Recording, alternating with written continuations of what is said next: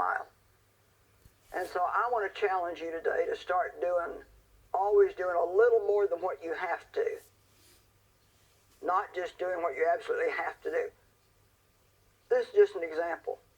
Suppose you got to work 5 minutes early and you stayed 5 minutes past working time. Now, I'm not saying that's what you have to do, but that's just the kind of thing that I'm talking about. To go the extra mile and do more than you have to do. And if you do that, you'll be the kind of person that God will be able to promote. Don't be stingy. Don't be greedy. Don't be selfish. Be as generous as you possibly can be. Generous people are happy people. Isaiah 32:8, but the noble, open-hearted, and liberal man devises noble things, and he stands for what is noble, open-hearted, and generous. Just ponder the spiritual beauty of a generous man.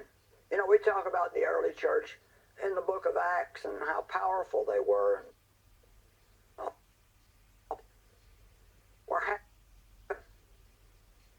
Things that we read about them, as it says, and day after day they regularly assembled in the temple with united purpose, and in their homes they broke bread, including the Lord's Supper.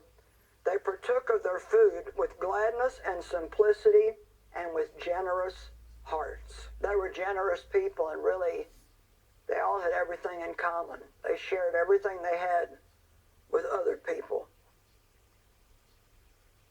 Jehovah Jireh is one of the many names of God in the Old Testament, and that means the God of more than enough, the generous God. Aren't you glad that God is willing to give you more than enough, not just barely enough to get by on? In Malachi it says to bring all your tithes and offerings into the storehouse, and God will open the windows of heaven and pour out blessings so great that you can't hardly take them in. I'm glad it doesn't say that he dribbles out blessings.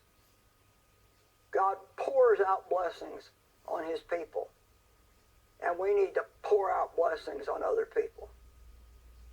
Once you make a decision today that you're not going to go one day in your life where you don't do something for somebody else. It could just be listening to them.